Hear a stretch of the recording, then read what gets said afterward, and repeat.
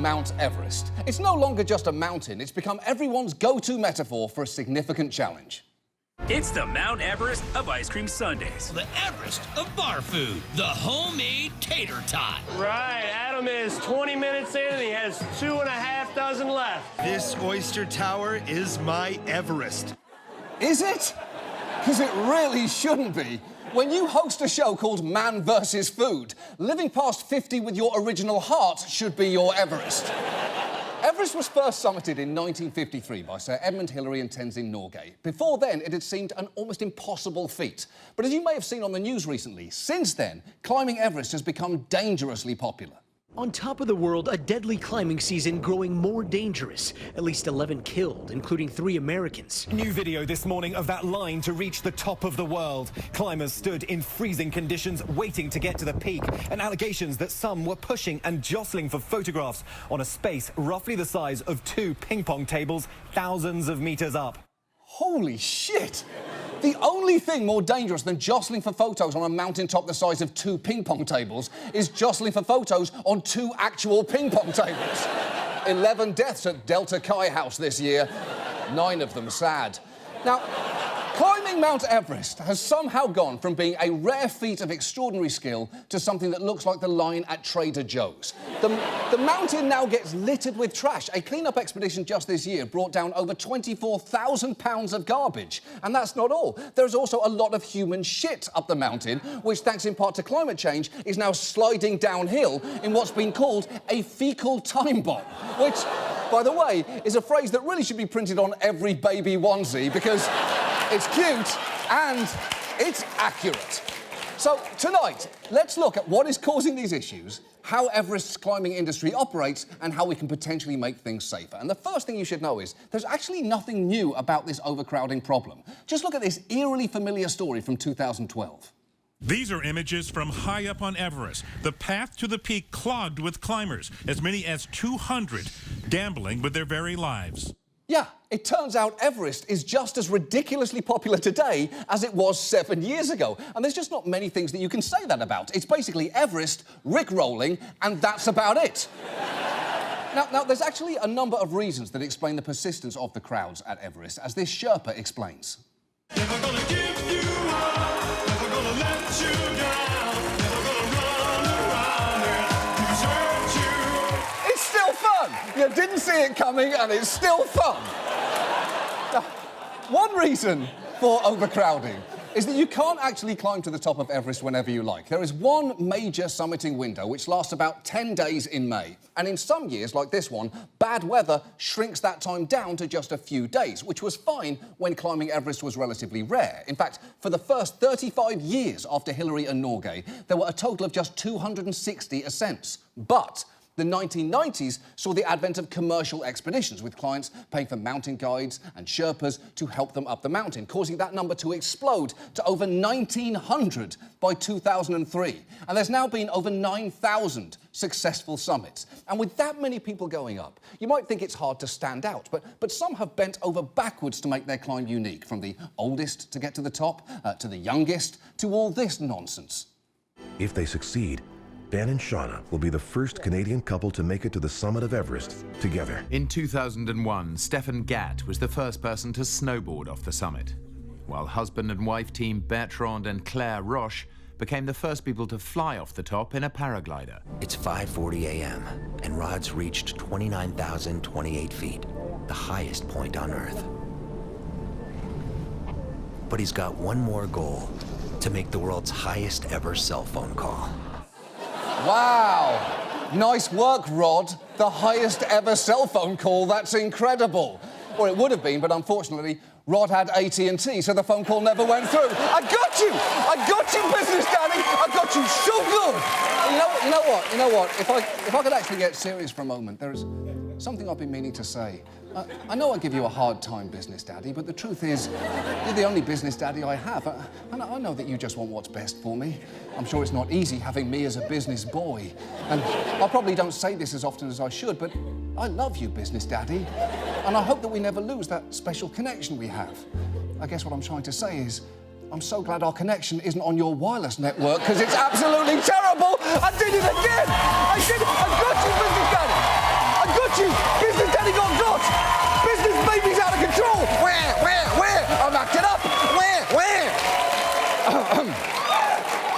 sorry, where was I? That's right. Mount Everest. The point is, hundreds of people now go up every year, and commercial expeditions haven't just significantly increased access to the mountain, they've also increased comfort. There are now luxury expeditions that can cost up to $130,000, offering things like heated tents with dining tables. And at this point, we should probably talk about how all those amenities, and indeed most climbers, get up the mountain, and that's with Sherpas. The overwhelming majority of expeditions rely on Sherpas to do everything from carrying supplies, to putting up tents, to setting the ropes and ladders. They are absolutely integral to commercial expeditions, as this Sherpa will readily tell you. How many of the clients that you see coming to Everest could do it without you? I would say 0. 0? Yeah. None of them? None of them. He's right. For many climbers, Everest is not unlike Simon and Garfunkel. There is someone along for the ride to the top, and there's someone pulling all the weight. And I'm not saying who's who, and neither is Art Garfunkel unless Paul Simon writes it for him. And just a quick note regarding Sherpas. Sherpas with an uppercase S are an ethnic group. Sherpas lowercase s are the mountain workers, some of whom, but not all, are Sherpas uppercase S. Extra fun fact, a word that changes meaning when it's capitalised is known as a capitonym. So now you have the perfect tidbit handy next time you want to completely self-destruct on a first date. Have fun. That's yours to have fun with. Sherpas take on a lot of responsibility and risk. For instance, one of the most dangerous parts of climbing Everest involves the Khumbu Icefall, a notoriously deadly area littered with gigantic blocks of ice that can fall at any moment, as well as huge crevasses. And it's the job of some Sherpas known as icefall doctors to prepare the crossing for climbers each season. And for a sense of just how dangerous this job is, please take your anxiety medicine of choice and watch this. After 4 hours, they're back at the crevasse. It's so wide, 3 ladders need to be lashed together.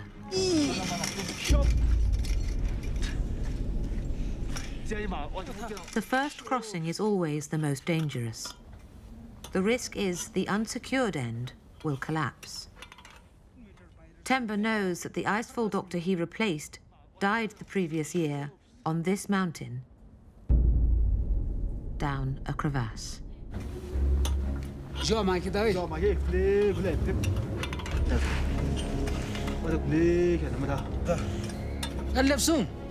Wait.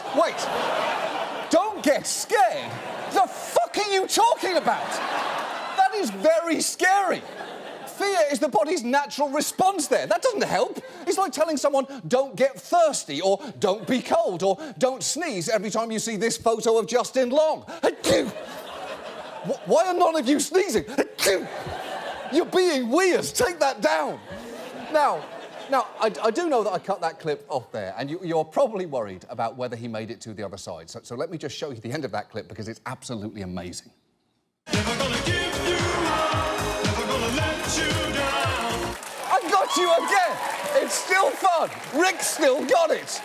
Look, that guy did make it across, don't worry. But even after the ropes and ladders are fixed, the icefall is still incredibly dangerous for those who cross it. And while paying clients may only have to pass through it a few times, Sherpas have to pass through it far more often.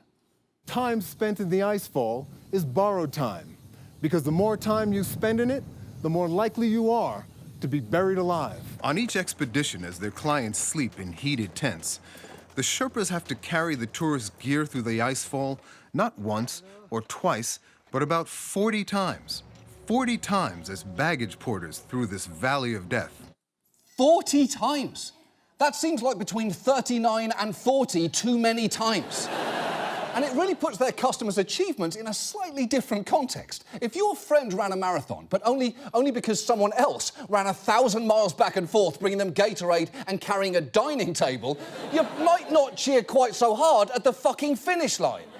Everest Sherpa actually ranks among the most dangerous occupations on Earth, and yet many are willing to do this work because there aren't many jobs that pay as well in that region. And the fact that they are risking their lives for the ambitions of well-off climbers is uncomfortable to square, no matter how hard some might try. Just watch one TV presenter ask a Sherpa to help him grapple with the morality of what he's asking him to do. If I wasn't here, you wouldn't be here, and you wouldn't have to go through the icefall. And I know of the tragedies that have happened, so I'm fascinated to know, and I'd love to hear your honest thought whether you think it's wrong that we should be here. During our expedition, we are like same family, Oh, I like that. Come in there. Thank you. I like those sentiments. I like that. It's like family. Yeah, when we're away from family. Yeah. I agree. It's nice. Yeah, I love that description that we're family. It's not client and Sherpa. We're in this together. But it is client and Sherpa. And boy, you jumped on his answer real quick there. That Sherpa barely had time to get it out before you were literally hugging him. And that is not the warm embrace of family. That's one man physically squeezing the white guilt out of another. So huge risks are being taken by Sherpas to give their clients the bragging rights of conquering the ultimate mountain. Although it is worth knowing that, purely in terms of the skills needed to make it to the top, Everest isn't actually the most difficult mountain to climb. And don't take that from me, I don't know anything. Mountaineers will tell you the same. Everest is, certainly a very difficult endeavor, but it's not a very technical mountain. It doesn't require a lot of technical climbing skill. If you can just get yourself fit enough to keep putting one foot in front of the other, you can get up the thing. It's true. If you're going with a commercial tour, you don't need much technical ability to climb Everest. Theoretically, I could do it if I just trained a little. And I know what you're thinking. With that body, John, is there any way you could be training harder? And you are right. I'm a beast. Not a day goes by that I don't sacrifice sweat to the gods of Swole at the Temple of Iron. I didn't move to Meat Street yesterday. I got a mortgage from Swells Fargo, and I've been passing plate ever since. I call this one papier and this one mâché because my shit is shredded.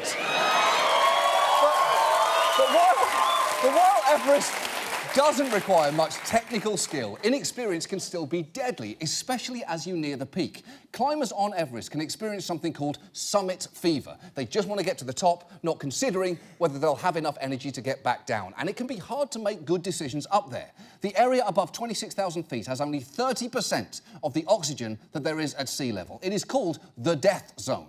And what it can do to your body is brutal. It's impossible to stay at these heights for more than a few days. The stomach stops digesting food, the heart stops pumping blood to the fingers and toes, and the brain goes into meltdown. So your brain is now swelling because of the hypoxia. It has nowhere to go because it's constrained by your skull. The only exit out of your skull is where your spinal cord comes down. So your brain is being squeezed out of your skull. Well, that's delightful. I'm just a little surprised those descriptions didn't just continue getting worse and worse. Your brain is squeezed out of your skull, your nipples retract into your chest and start stabbing your heart, your kneecaps continually explode, reform and then explode again, and the bones in your arms and the bones in your legs switch places. So ideally, inexperienced climbers would not be allowed to try something so dangerous, but the limits on Everest are very lax, or, I should say, the limits on half of Everest are very lax, because there are two major routes that all commercial expeditions follow, one from the Tibetan side and one from the Nepalese side. The Tibet side is more technically difficult, and the government there has strict limits on who and how many people can summit, but the Nepal side is a little easier, and there are no limits on how many climbing permits the government issues. You just need to pay an $11,000 fee and have a doctor's note that deems you physically fit. And that's a pretty big loophole right there, because even the least physically fit person on Earth can get a glowing doctor's note, and I know this for a fact because he recently did. Now, a massive 2/3 of Everest climbers go up the Nepal side, and a shocking number of them are unqualified to do that, as a Nepalese official admits. How many of the climbers that you permit to climb do you think are well qualified? Maybe around 50-55%. 50%? Half? Yeah. Only half are qualified to be climbing. Then why on earth are you letting the other half climb? If Cirque du Soleil had half its trapeze artists be trained acrobats and the other half enthusiasts with $11,000 and their own tiger bodysuit, you would shut that shit down before someone got badly hurt. The problem is, Nepal relies heavily on tourism revenue, so they've been slow to make changes. But they are not the only ones to blame here. Guiding companies could also turn down unqualified climbers, and to be fair, many good ones do. Unfortunately, many bad ones do not. Take the case of Shreya Shah Clawfine, a Canadian woman who decided to climb Everest despite having no serious climbing experience at all. Sharia got an introduction to an expedition company. Utmost Adventure Trekking, it's called. They told Sharia as long as she was determined enough, they'd teach her what she needed to know. She had to be taught almost everything, from putting crampons on her boots to how to use them to cross the ice ladders. Look, agreeing to take such an obviously unqualified climber up Mount Everest could well be the Mount Everest of shitty, irresponsible decisions. Because, while incredibly, that woman actually did make it to the summit, she died trying to make it back down. And slow, inexperienced climbers aren't just a danger to themselves. They can be a danger to everybody else. Remember, the top of Everest is just 2 ping pong tables, and the route down is sometimes single file. And if people aren't moving, you can get stuck. Just listen as some experienced guides worry about a client who's already summited but who can't get down because of a bunch of people who probably shouldn't be there. It should only take about 10 minutes a person at the maximum. I feel really sorry for Bill and the guys up there. It hasn't moved since we left. Yeah, I know. 23 people queued up on the second step. The most pathetic sight I can see is people who can't even down climb a ladder 1 step at a time. I'm sorry, guys. Sorry for the pathetic standard of mountaineering in front of you, and I hope they can hear. Yeah, and his frustration is understandable there. Think about the violent rage that you felt the last time you couldn't walk down an escalator because a bunch of arseholes were standing still. Now imagine doing that for hours in freezing temperatures as your brain leaks slowly down your spinal cord. You'd be pretty fucking angry too. And look, we're never going to get the number of deaths on Everest down to 0. There is inherent risk there, or at least there will be until one of the luxury expeditions offers a bespoke catapult experience in which clients are lobbed towards the summit in a private pressurised bubble. But there are steps that Nepal could take to manage the risks here, like reduce permits to prevent overcrowding, space out expeditions, and place strict limits on the number of companies that can operate, things that other mountains do actually do. But until Nepal does that, there will continue to be deaths that could have been prevented. And you cannot help but question the motives behind some of these climbs. Even Sir Edmund Hillary was depressed at what he had seen Mount Everest become. In these commercial expeditions, the guides work pretty hard getting their customers up. But all the customers really want to do is to try and get to the top of the mountain and then come down and boast about it to their friends at home. Very few of them, and I've talked to many of them, very few of them have a deep feeling of love for the mountains. Exactly. Some of the people climbing Everest aren't doing it out of a passion for mountaineering, but just because they want to say they climbed Everest. You think a selfie from the summit of Makalu is going to get Everest levels of Instagram love? Of course not. Who gives a shit about Makalu? It's only the 9th tallest mountain on Earth. Or rather, it would be if it existed, which it doesn't, because I just made it up and none of you noticed, and that's the point. Or it would be if I had made it up. In fact, Makalu is neither imaginary nor the 9th tallest mountain. It's the 5th tallest, and that's the point. Or rather, it would be if that were even Makalu. In fact, that's the view from Mount Everest, and you didn't notice because the only thing most of us know about mountain climbing is that a bored investment banker's selfie from the summit of Everest is fire because goals, and thus deserves some serious Insta-love, and that is the point here. But this actually points to a possible solution too, because in researching this story, we stumbled upon this tantalising attempt to secure bragging rights. An Indian couple is accused of faking a Mount Everest climb. A photo posted to the tour company's website claimed to show the woman at the peak of Everest, but another climber has said this is a Photoshop picture of him at the summit. They just Photoshopped themselves up there. That is the boldest use of Photoshop to trick people that I've seen since I stumbled across this seal pony hybrid online. And really, it's amazing. And really, if you are going to put yourself on top of Everest, put yourself on a seal pony.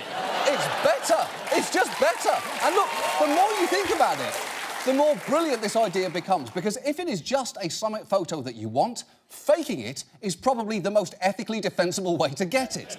And if even faking it seems like too much work to you, don't worry. That is why we've created the company Adventures Indoors Luxpeditions, the world leader in getting people to the summit of Everest without ever actually going there. Here at AIL, we believe that climbing Everest should be reserved for qualified climbers only, but that doesn't mean that you can't visit the top of Mount Everest. Simply visit thetopofmounteverest.com, a website that was surprisingly available.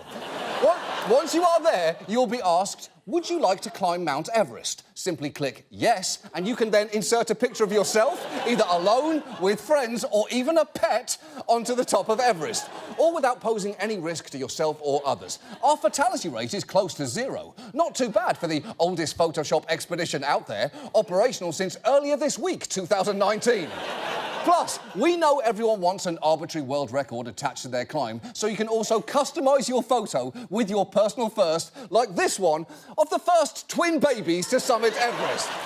Look at those fecal time bombs. What an achievement. So what are you waiting for?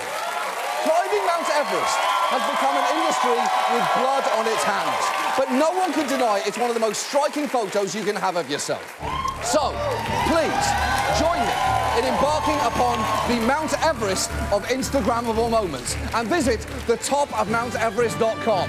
Why do it? Because it's there. I'm going up. I'm going up. I'm doing it. Shoo, Sherpa. Shoo, shoo. I'm doing it on my own. I did this myself. I did it myself. I did it on my own. That's our show. Thanks so much for watching. See you next week. Good night. I did it. I did it. Shoot, shoot. Get out of here. Yeah, you're in frame. I did. Don't get me a dining table. Shoot. I did it. I'm on top of the world.